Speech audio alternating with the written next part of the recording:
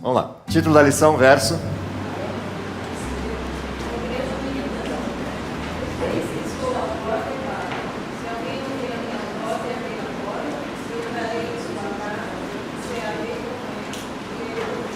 Ok. Antes da gente entrar na lição, vamos para o de sempre.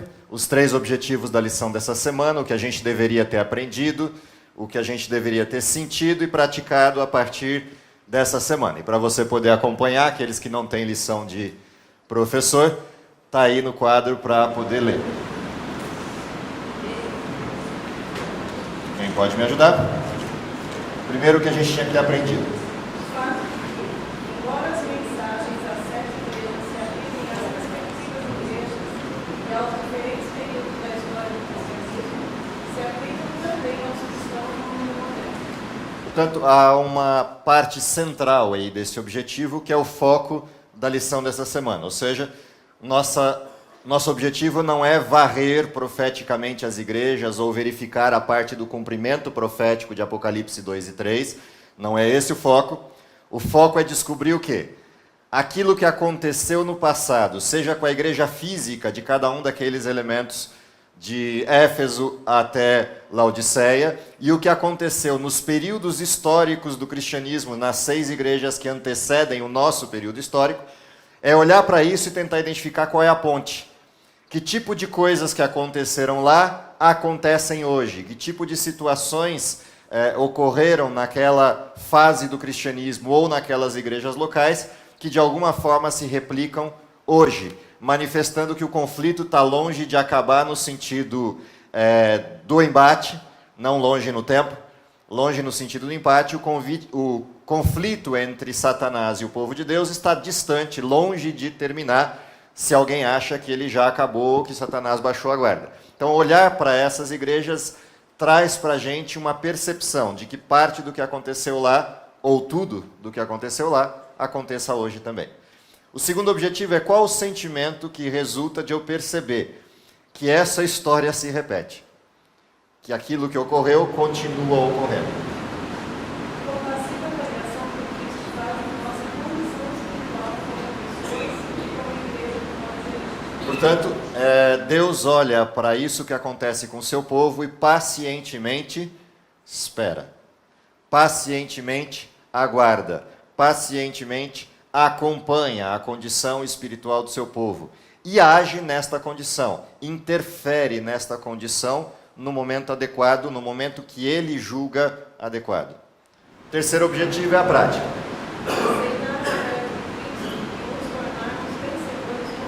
Portanto, o nosso objetivo prático para a semana é, olhando para trás, entendendo os erros que aconteceram, entendendo a ciclicidade desses erros, no sentido de que o ser humano volta a beber das mesmas fontes, dos mesmos erros, quando ele se afasta de Deus.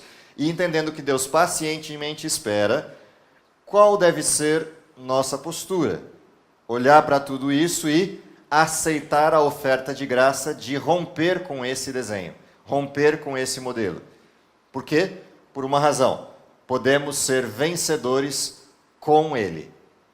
Portanto, esse é o desenho da lição dessa semana. É por aí que a gente deveria caminhar ao olhar para trás, ao olhar para essas igrejas e tentar entender o que aconteceu. E aí tem algumas coisas que são paradigmas que deveriam seguir a nossa orientação de estudo para revisitar essas igrejas. Primeiro, a desgraça de que a história se repete. Compreender isso, entender isso, aceitar e admitir isso e romper com isso. Afinal de contas, não é porque o ser humano repete a história, o ser humano revisita a história, que eu preciso revisitá-la. Enquanto contexto, o ser humano insiste em repetir os mesmos erros, mas eu não preciso ser parte disso. Eu não preciso repetir os mesmos erros. Por uma razão simples. Eu tenho todos os erros descritos antes de eles acontecerem. E esse é o principal sentido da profecia. Por que o livro de Apocalipse é um livro aberto, não fechado, como Daniel era? Daniel tem uma referência temporal da profecia. E como uma referência temporal, ele se guarda velado para respeitar o tempo da escolha. Esse é o livro de Daniel. O livro de Apocalipse não. O livro de Apocalipse é uma constatação da realidade de que o ser humano, sem Cristo, faz as mesmas besteiras. Ele também é uma constatação da realidade de que a graça está ofertada e a vitória também, mas depende de alguém se apropriar dela. E, portanto, o livro de Apocalipse é uma advertência antecipada da história. Não no tempo, mas nas circunstâncias. Não na data, mas nos eventos. Naquilo que motiva os eventos. Naquilo que move o coração humano. Portanto, ler o livro de Apocalipse é um livro interessante para que eu não repita os mesmos erros. Apesar de que o ser humano, como contexto, vai fazê-lo. Então, essa é a questão que está por trás dessas igrejas. Portanto, Deus antecipadamente concedeu a João a mensagem de advertência para que a gente não incorresse nos mesmos erros. Ainda assim, o desenho geral seria daquele jeito. Portanto, o livro de Apocalipse não é um livro para todos. É um livro para um indivíduo. Aquele que lê, aquele que presta atenção nas palavras da profecia. Por uma razão, o tempo daquelas coisas acontecerem está próximo. E aí vem uma coisa curiosa, que sempre me chamou a atenção no livro de Apocalipse. Qual é esse tempo que está próximo? O do evento final do livro, Apocalipse 22, ou o livro? Percebe que isso é diferente, perguntar. É Apocalipse 22 que está próximo, ou é o livro de Apocalipse que está próximo? Se for 22, faz 2000 anos. Dá para dizer que era próximo? Mas se for o livro, era o dia seguinte. Porque a primeira profecia do livro já está rodando, é a igreja de Éfeso. E como o livro foi escrito lá pelas voltas do ano 70, o que eu estou dizendo? Que o que está escrito no livro já estava ocorrendo. Portanto, quanto é próximo? Já. Portanto, ler as igrejas é ler o que poderia ter sido evitado quando? Desde o dia que foi escrito. Evitado por quem? Por quem lê e presta atenção na palavra desta profecia, porque o tempo é agora. Portanto, 7 tempos depois, Igreja de Laodiceia, que somos nós, estamos repetindo os erros que nos 6 tempos anteriores vêm sendo cometidos. Com um detalhe, um requinte de crueldade, a gente acumula os erros no tempo. Então a gente não realiza os erros de Laodiceia. A gente realiza os erros de Éfeso, de Esmirna, de Pérgamo, de Tiatira, de Sardes e de Filadélfia, mais os de Laodiceia. Portanto, com um requinte de crueldade, a repetição da história acumula os erros, que é uma outra coisa para a qual a gente deve prestar atenção. Apesar de tudo isso, o que diz o texto de Laodiceia? Eis e bato. A fechadura está de que lado? Portanto, quem é o arrogante da história que não abre a porta? E quem é o paciente da história que bate a porta gentilmente, aguardando que alguém de dentro resolva abrir? O desenho de Laodiceia é o atestado de incompetência da arrogância de Laodiceia. De ter 6 igrejas anteriores descrevendo erros, acumular os erros das 6 e ainda se dizer, rico sou, de nada tenho falta. Esse é o desenho. Portanto, ao olhar para Laodiceia, à luz das 6 anteriores, isso não é só a constatação dos erros anteriores, mas a constatação da arrogância de quem os tem dentro de si e diz, rico sou, de nada tenho falta. Qual é a riqueza de Laodiceia? Do que Laodiceia é rica, a ponto de poder dizer, não tenho falta de nada? Rico de quê? Não é. Laodiceia não é rica de egoísmo. Laodiceia é rica da verdade. Qual verdade? A que se descortinou no Evangelho de Esmirna, que foi combatida, que se descortinou no Evangelho de Éfeso, que foi combatida a custo da própria vida, ser fiel até a morte, da tia a coroa da vida, a custo da própria vida pela igreja de Esmirna. falseada pelos falsos cristãos já presentes na época de Esmirna, mas não dentro de Esmirna. Portanto, não há nada que eu possa dizer de errado de Esmirna, mas há algo que eu possa dizer de errado do judaísmo presente fora de Esmirna, que já no tempo de Esmirna começa a propor o quê? Esses sujeitos de Esmirna são fanáticos, não sigam. Isso era o judaísmo da época dizendo de Esmirna, por isso sinagoga de Satanás. Dentro do período de Esmirna, mas não dentro de Esmirna. Esmirna não se permitiu contaminar. Ao contrário, combateu com o risco da própria vida toda a falsidade. Porém, já a falsidade estava presente lá, dizendo, cuidado com o fanatismo, cuidado com os radicalismos, sendo que o radicalismo ali era perfeito, era o radicalismo do Evangelho, que se migra para a próxima igreja com um acordo de paz, um acordo de cavalheiros com um tal de Constantino, e o acordo de paz propicia a tranquilidade da perseguição que leva a igreja a baixar sua guarda. Ao baixar sua guarda, permite que entre à igreja aquilo que era a falsidade que estava fora dela. E agora a gente volta a ver, pautado nos pergaminhos da igreja de Pérgamo, a falsidade do modelo. Já pelos idos de 364, o concílio se reúne e vota que a partir daquele momento a igreja oficializa o domingo como dia de guarda, abolindo o sábado cristão defendido por Esmirna. E a história segue para duas igrejas na sequência. O que acontece nas duas próximas igrejas? O tempo de paz acaba, e acaba porque aquele que permitiu que entrasse a falsidade na igreja em Pérgamo, possibilita o que na sequência? Possibilita que se instale uma nova igreja cristã, um novo desenho de cristianismo que passa a ser considerado pelo mundo o cristianismo oficial. E todo o restante da verdade passa a ser considerado pelo mundo como cristianismo subversivo, oficioso, não oficial. E, portanto, as perseguições voltam durante 1260 anos. De 538 a 1798, passando por duas igrejas, Tiatira e Sardes. O que está por trás disso? Qual é o desenho disso? Aquilo que começou como falsidade ali atrás se cristaliza com um discurso oficial de cristianismo, e quem se levantar contra será perseguido. Porém, as coisas se misturam. Eu já não sei quem é quem. E por 1260 anos a gente tem um ambiente escurecido, nublado da verdade. Você já não sabe onde a verdade está. Até que perto do fim do último período, perfazendo a igreja de Sardes, o que acontece? Se levanta um sujeito de forma aparentemente arrogante para dizer ao mundo: a verdade não está no cristianismo oficial. E isso dá o pontapé a um movimento chamado Reforma Protestante. O que a gente aprende de Lutero? A gente aprende de Lutero que, mesmo em meio a toda a condição nublada da verdade, Deus continua guiando o seu povo.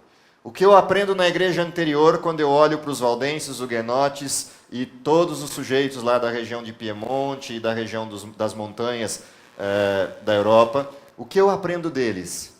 Deus não esqueceu o seu povo. Sempre existe um caminho de verdade presente no mundo. Deus não deixa a verdade acabar. O que eu aprendo quando eu olho o desenho da igreja de Pérgamo? Apesar de toda a deturpação dos acordos feitos com Constantino, ainda existia um povo fiel de Deus, diminuto e distante, mas estava lá. O que eu aprendo quando todo esse movimento de conflito parece que acabou por uma intervenção divina, derrubando o poder absolutista medieval e permitindo a propagação do Evangelho, outra vez, em 1798 para frente? Eu descubro que ainda existiam fiéis, que se reúnem e voltam ao texto bíblico com liberdade. Mas do outro lado, o que está acontecendo? Uma reação ao absolutismo. Olha que coisa curiosa. Satanás levanta por 1260 anos um modelo absoluto para destruir a fé. Não consegue. A fé sobrevive. O que Satanás faz? Volta toda a metralhadora para o absolutismo, para dizer que o absolutismo era a visão tacanha de mundo. E levanta um movimento, já desde antes, desde 1500, chamado movimento renascentista, pautado por um desenho iluminista, que explode a partir de 1798, no século XIX, com o cientificismo moderno para dizer: Deus morreu e nós o matamos. E nas frases célebres de Nietzsche e outros, o que a gente vai assistir? Um desenho de mortalidade de Deus, porque a igreja cristã medieval era absolutista e cega. Para lá, quem a levantou? O mesmo que está tentando matá-la.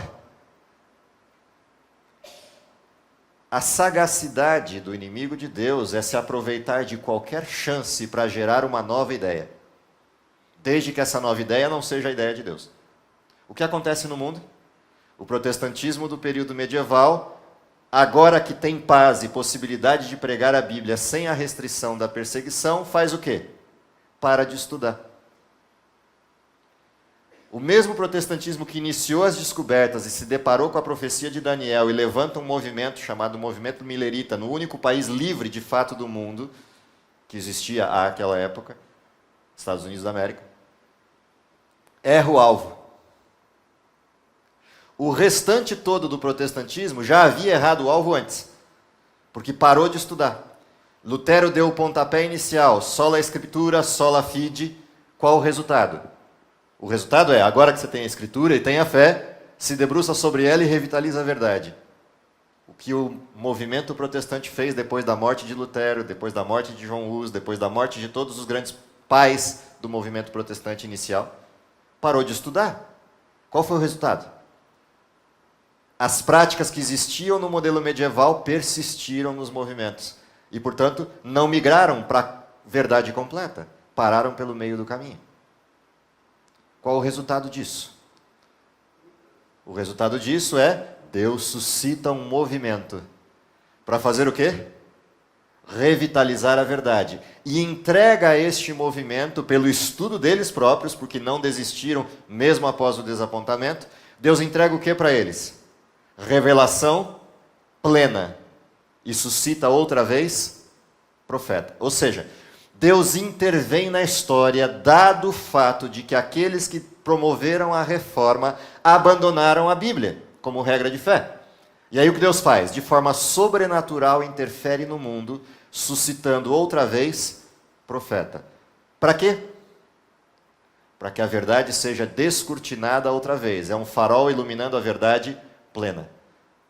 Por isso o texto, luz menor sobre luz maior. Qual é a luz maior? Qual é a função do profeta? Levar as pessoas para onde? O que tinha acontecido com o protestantismo de Filadélfia? Abandonou a Bíblia. O que Deus faz? Chama uma luz menor para mostrar o farol para onde a luz maior está. E, portanto, agora o que eu tenho? Luz completa. Rico sou, de nada tenho falta. Qual o erro, então? Se eu sou rico e tenho tudo.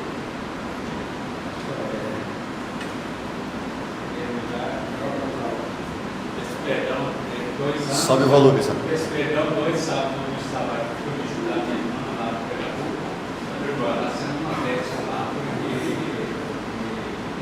lá no lar, não tem mais caixinha, está no lar e há 2 igrejas, que é o grupo, que é a igreja que era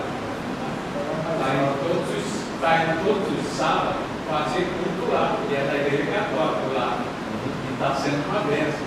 Então, a entrada foi uma luz. Agora, no verso alto, né? Esse estou à porta que está. Aquele que abriu, se abre dele e ele comigo. Esse se abre, ou seja, é um jantar, né? Sim. Não é, por exemplo, se eu abrir a porta, Jesus deve ficar com ele ensinar, e ele é o evangelho, e eu compartilhar esse evangelho com ele. Não. Neste texto, não. No próximo depois dele, sim, mas não neste. Esse texto especificamente tem a ver com aquilo que é o problema de Laodiceia. Qual é o problema de Laodiceia? Laodiceia tem toda a verdade? Tem acesso livre a ela? E a verdade está onde? Dentro ou fora de Laodiceia? Aí está o problema. Laodiceia tem toda a verdade, mas deixa fora da casa. Laodiceia é dona, proprietária da verdade por entrega, não por posse, não por conquista. A verdade está do lado de fora da casa. O que Laodiceia tem é a fechadura. A verdade está do lado de fora, batendo na porta de Laodiceia, dizendo, eu quero entrar. Quem é Laodiceia? Quem é a igreja? Quem é a igreja? Há tanto tempo estou convosco e ainda respondem nós. Assim, quem é a igreja? Eu, templo do Espírito Santo. Eu sou a igreja. A igreja reunida como povo de Deus forma um conjuntão de igrejas, que para o mundo aparece como uma igreja, mas na realidade a igreja sou eu. Portanto, eu estou à porta batendo, é quem? Batendo em quem? Deus batendo em que porta? Aqui. Portanto, a verdade está onde? A verdade está na igreja movimento, mas ela só será verdade quando ela estiver na igreja eu. Na igreja templo do Espírito Santo. Portanto, eis que estou à porta e bato é conversão. Ou seja, é a aceitação de Laodiceia da verdade que disponível está para ela. Portanto, qual é o problema com Laodiceia? Qual é o grande problema de Laodiceia? Laodiceia é um efeito colateral. Um efeito colateral do quê? Do desapontamento. As pessoas que iniciaram a igreja de Laodiceia iniciaram porque debruçaram sobre o quê? A verdade completa, até descobrir por que o desapontamento havia ocorrido. Qual é a sequência? Eles radicalizam a verdade e fincam estacas nos pilares centrais da verdade bíblica, formando uma estrutura de crenças que vem até os nossos dias. A partir daí está formado o quê? Laodiceia, contexto.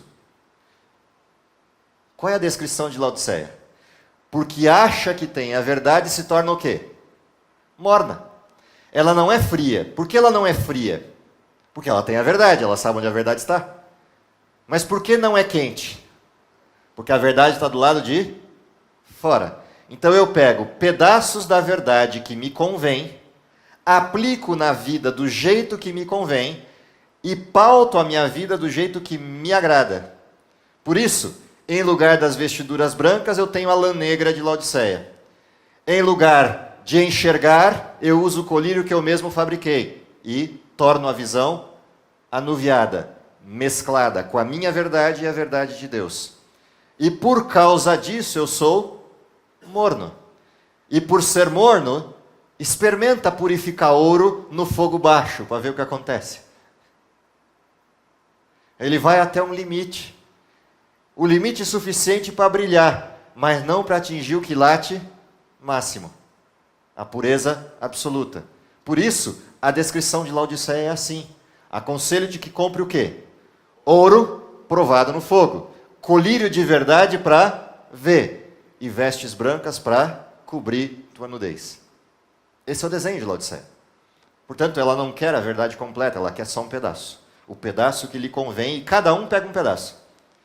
Cada igrejinha, ou seja, cada um de nós, como eu, pega o pedacinho da verdade que lhe convém e aplica na vida só o que lhe convém. Portanto, qual é a advertência? Estou a ponto de vomitar-te da minha boca. Lembra da profecia, o tempo está próximo? Na referência dos erros, o tempo é quando? No dia seguinte a profecia ter sido dada. Mas na referência do tempo, do encerramento da história, quem está mais perto? Éfeso ou Laodiceia? Portanto, em que momento a história termina? Em Éfeso ou em Laodiceia? Portanto, quando eu aplicar a profecia, o tempo está próximo, como referência temporal, para quem ela é? Para Laodiceia. Quando eu aplicá-la com referência de contexto, de transformação da justiça de Cristo, para quem ela é? Para Éfeso até hoje. Portanto, para nós é mais grave a advertência. Por isso estou a ponto de vomitar-te da minha boca. Ou seja, eu estou a ponto de encerrar a história. E se você não vier para a história correta, você vai ficar de fora. Mas pacientemente eu estou batendo. Se você aceitar, eu entrarei, cearei com você e você comigo. E o que vai acontecer? Você será transformado. Em sendo transformado, o que acontece na sequência do texto de Laodiceia? Qual é a sequência depois do verso 20? Abre lá, vamos abrir o texto de Apocalipse 3, verso 20 em diante. Abre lá, leia o texto. Como está na versão bíblica. A partir do 20. 3, verso 20 em diante. Quis lá.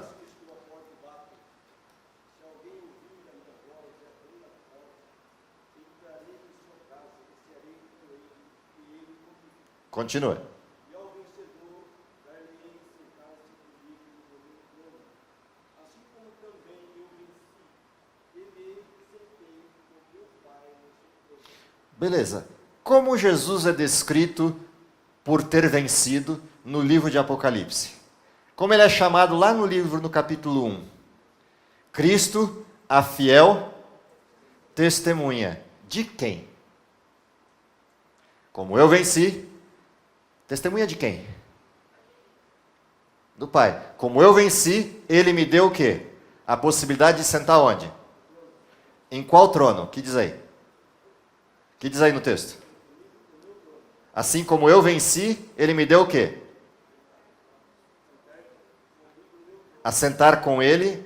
Não, estou falando de Cristo, não de você. O que diz o texto sobre Jesus? Releia o texto, verso 21. Ao vencedor dar-lhe-ei que, assim como,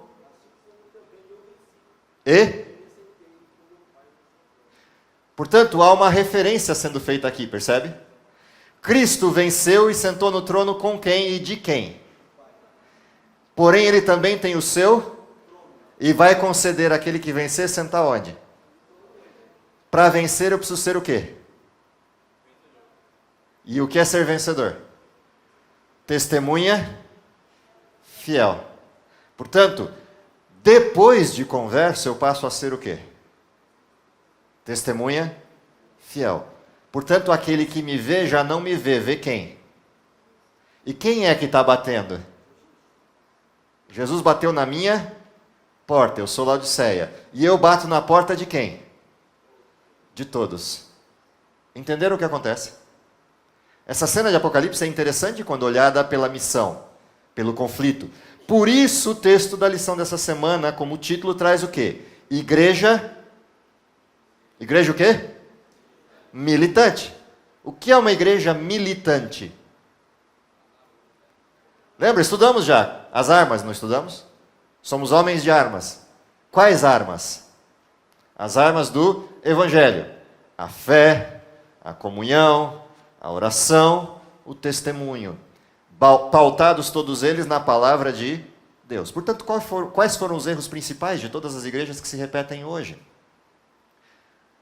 Abandono da palavra de Deus, arrefecimento do primeiro amor, perda da comunhão com Deus, diminuição do processo evangelístico, que, portanto, me leva a não ser testemunha, e, portanto, como não sendo testemunha, eu abandono os caminhos de Deus, porque quem não testemunha não partilha, quem não partilha não aprofunda a raiz. Portanto, há um desenho sendo feito ao longo dos tempos, que todos eles desembocam em Laodiceia. Quais são os problemas que a gente tem em Laodiceia hoje? Quais são os perigos de Laodiceia? Eu listei um monte deles no comentário da lição, que eu aconselho você a dar uma olhada nesse comentário especificamente hoje à tarde. Tá? No comentário da lição da nossa classe. Vou ler alguns. Primeiro, mornidão crescente dos seguidores da verdade. Vou pôr aqui porque quem não me escutar direito tem como ler. Está lá embaixo nos comentários da lição dessa semana. Ups. Se o computador ajudar, né? Problemas da igreja de Laodiceia, clássicos da igreja de Laodiceia. Mornidão crescente dos seguidores da verdade, resultante de sua falsa sensação de segurança pela posse de toda a verdade. Então esse é o primeiro problema. Porque eu sei que a verdade está à distância de uma mão, quando eu precisar eu busco. A busca é preventiva e não reativa. Segundo, aceitação de costumes e práticas contextuais pós-modernas. Como eu não vou à verdade, a cultura me contamina. E a cultura me contamina, ela oblitera a minha visão. E as perguntas começam a ficar recorrentes. Até que ponto eu posso ou não fazer isso? Até que ponto eu devo ou não fazer aquilo? E esse até que ponto virou a máxima da igreja de Laodiceia. Por quê? Ela quer trabalhar no limiar entre a zona clara e escura da verdade. Ou seja, eu quero viver no fio da navalha. Um pé no mundo, um pé na salvação. E aí a cultura me pega.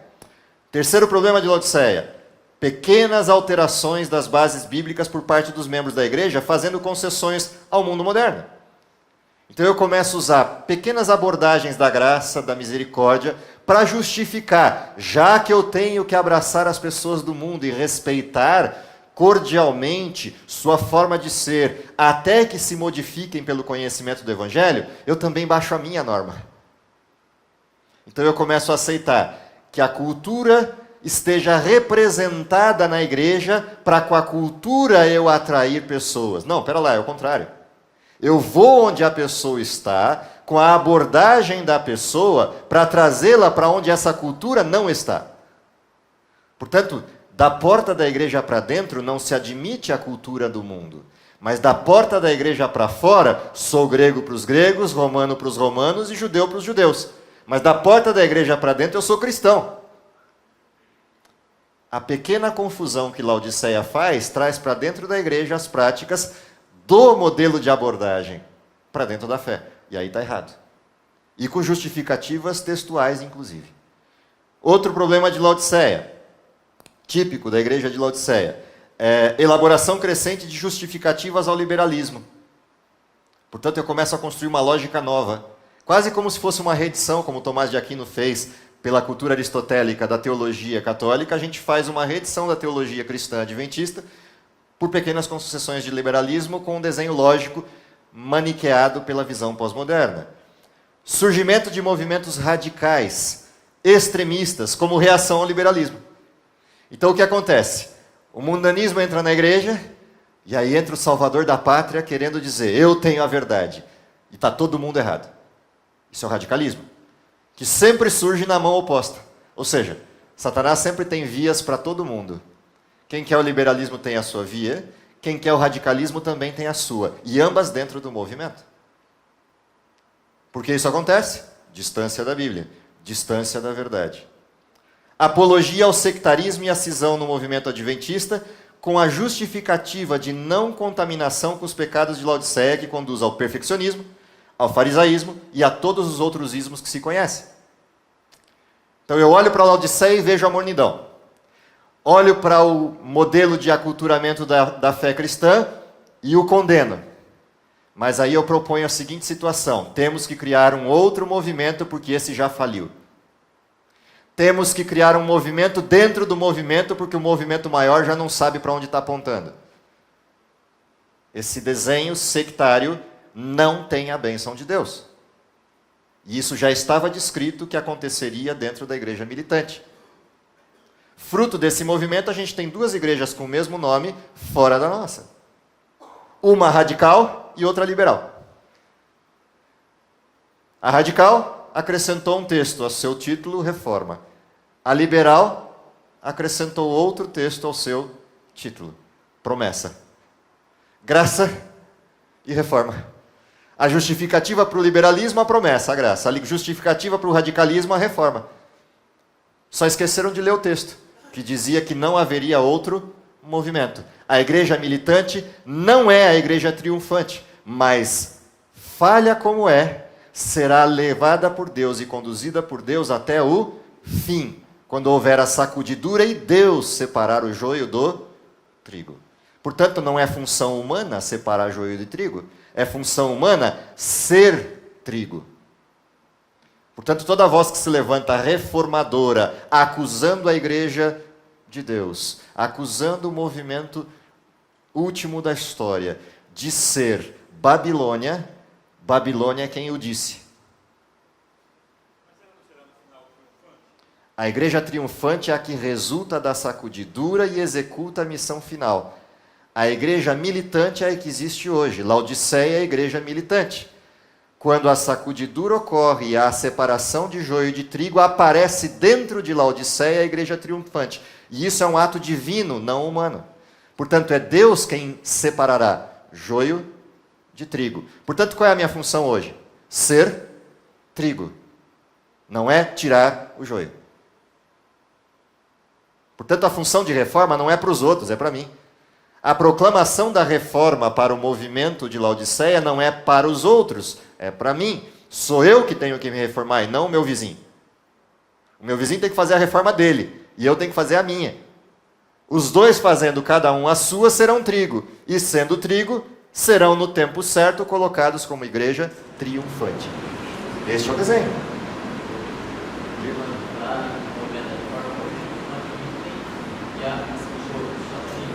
Sim. Portanto, quem separou o trigo? Eles mesmos. Portanto, não foi Deus. Logo, eu já sei que Deus não está ali. Porque quem separará vai ser Deus. Então, esse é o desenho. Na via oposta desse desenho de radicalismo que começa a surgir como movimentos sectários, você tem um outro desenho. A condescendência com os costumes e propostas do mundo atual sobre a justificativa da graça, a compaixão, misericórdia de Cristo, conduz ao quê? Ao liberalismo, ao socialismo cristão, ao solidarianismo cristão tolerante e a todos os outros ismos liberais, cada vez mais evidentes entre os apologistas da graça irrestrita e barata de Cristo. Portanto, eu já dizia ontem à noite, volto a repetir agora aqui dentro, é incompatível com o cristianismo a discussão de um modelo radical de esquerda ou de direita, porque ambos ignoram o quê? A liberdade de escolha.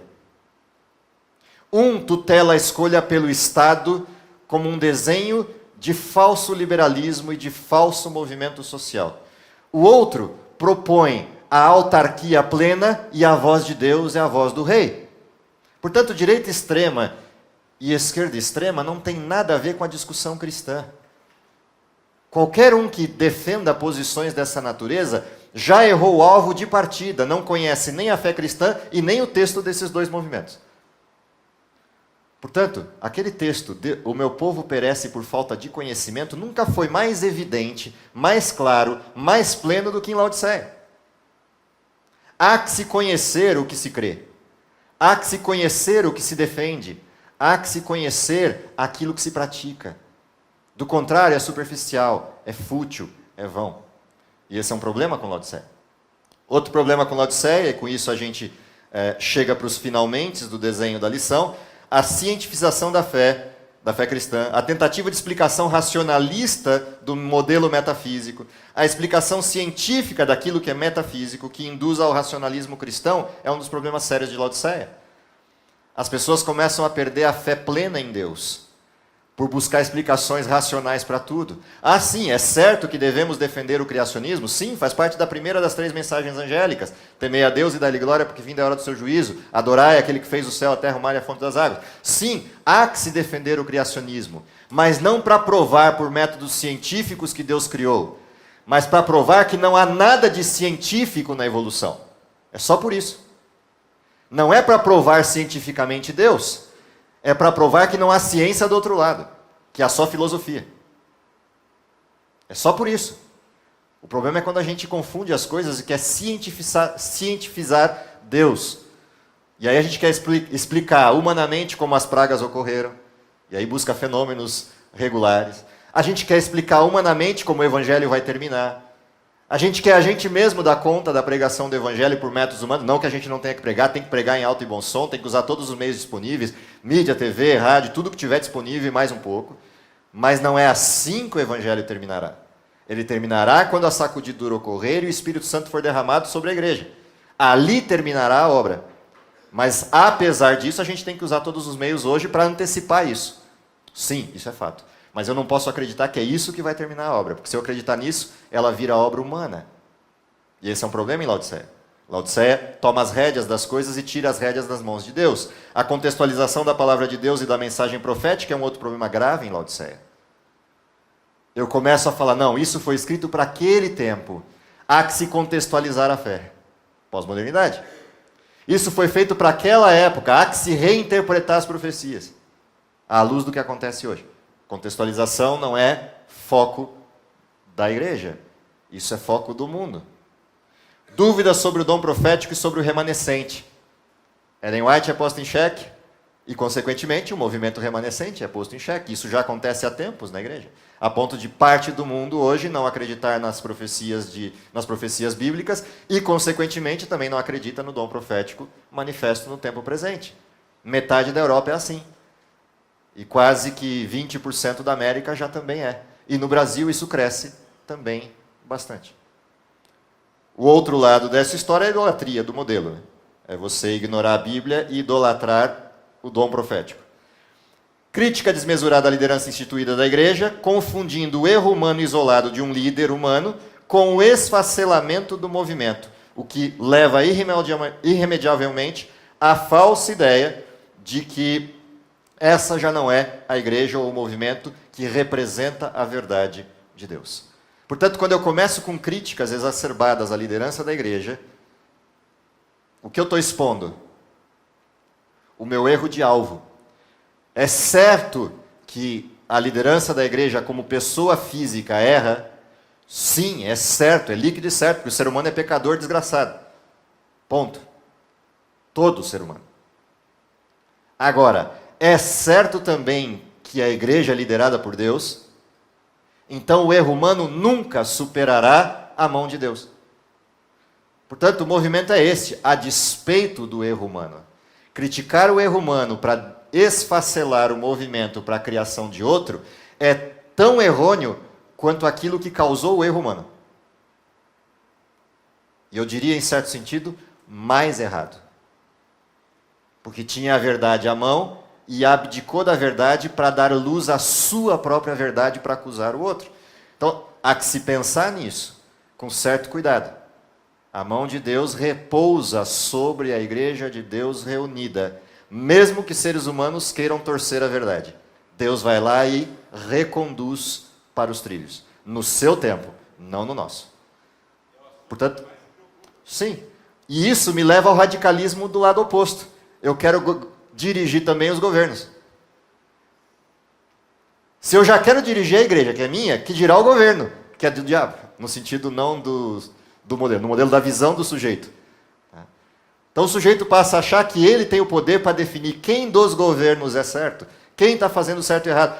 E não no sentido de você perceber que exista erro, mas no sentido de, eu sei quem tem que estar lá. Não, eu não sei coisa nenhuma. Deus sabe. Eu sei aquilo que eu consigo ver. E o que eu consigo ver é muito pouco. Portanto, a minha escolha é sempre feita numa outra direção. Quem de todos os discursos está defendendo liberdade individual? Quem está defendendo separação de igreja e Estado? Quem está defendendo desestatização da fé e não estatização da fé? A esse eu dou autoridade, e o resto é com Deus. Portanto, qualquer coisa diferente disso é uma incompreensão da Bíblia. Isso está presente em Laodiceia e começa pela crítica institucional. Quando eu começo a criticar a minha própria estrutura, eu adquiro esse hábito. E a partir daí eu me torno Deus de todos, querendo definir para onde as coisas têm que ir. E não é bem assim que as coisas funcionam. É certo, há que se defender a fé até o limite dela, mas pelas vias corretas, pela instituição correta, pela representação correta dessa fé. E aí o mundo vai vir perguntar para você, o que eu faço? Porque eu não sei o que fazer. Porque ele viu em você fidelidade, ele viu em você integridade, aí ele vem e pergunta, eu não tenho a menor ideia para onde ir. Sei que eu tenho um problemão na mão, não consigo enxergar a solução, me ajuda a solucionar. É a sua chance. É a sua chance de fazer o quê? Ser cabeça e não cauda. Ser cabeça e não arrastão. Esse é o problema com os movimentos de hoje. Eles são arrastão. Quem é a cabeça dos movimentos? Ninguém sabe, ela está amorfa. Portanto, quais são os interesses por trás? Não sei. Portanto, não é o meu caminho. O meu caminho é qual? Representar a verdade, a qualquer custo, ainda que caiam os céus. Portanto, qual é o resultado final? Num mundo de tantas opções, qual é a nossa opção?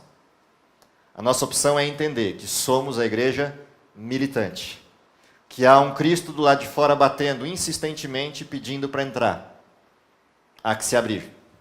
E quando se abrir, há que se aceitar a comida. E quando se aceitar a comida, há que se partilhar essa comida com outros pelo poder do Cristo, pelo poder do Espírito que nos está disponível. Este é o desenho da fé cristã. Essa é a apologia da fé cristã e a ideologia da fé cristã. Por isso eu dizia ontem à noite, para quem estava lá, de que nós não somos direita ou esquerda, nós somos conservadores por natureza. Conservadores do quê? Da fé cristã, da palavra de Deus, do desenho e propósito da criação desse Deus e da destinação que Ele propôs para um mundo eterno de felicidade. Nós somos conservadores disso, depositários disso e apologistas disso. Todo o resto é palha, todo o resto é besteira. Há que se acompanhar para que se defenda a liberdade de crer e a liberdade de pregar. Mas não há que se decidir. Esse não é nosso mundo. Não somos desse mundo. Mas temos que estar atento para as intenções desse mundo, para ainda enquanto Deus não vem, manter alargado o caminho da liberdade para que outros possam escolher a partir do nosso testemunho. Este é o desenho. Defesa completa desta história de liberdade e não outra. Portanto, somos de fato igreja militante, mas para esta, entre aspas, militância. A militância do amor de Cristo. Essa é a militância. Qualquer outra militância não faz parte do nosso DNA. Se estiver, somos então mornidão de Laodiceia. Nosso DNA é outro, nossa abordagem, nossa missão é outra. Quanto mais clara for a nossa missão, mais pessoas, como dizia o texto que o Luiz Henrique leu ontem à noite de Zacarias, mais pessoas estarão pegando nas orlas dos nossos vestidos para perguntar o quê? Para onde eu caminho? Porque eu sei que você tem a verdade, porque eu tenho ouvido sobre isso, e eu também quero. Essa é a nossa função.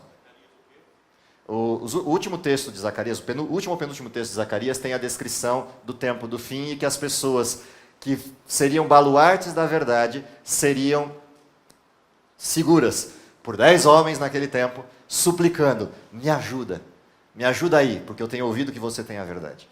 Portanto, se você for cristão e eu for cristão de verdade, o que o mundo saberá? Ainda existe alternativa. Ainda existe saída.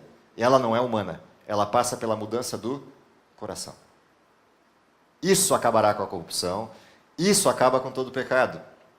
O resto é palha, é tentativa humana.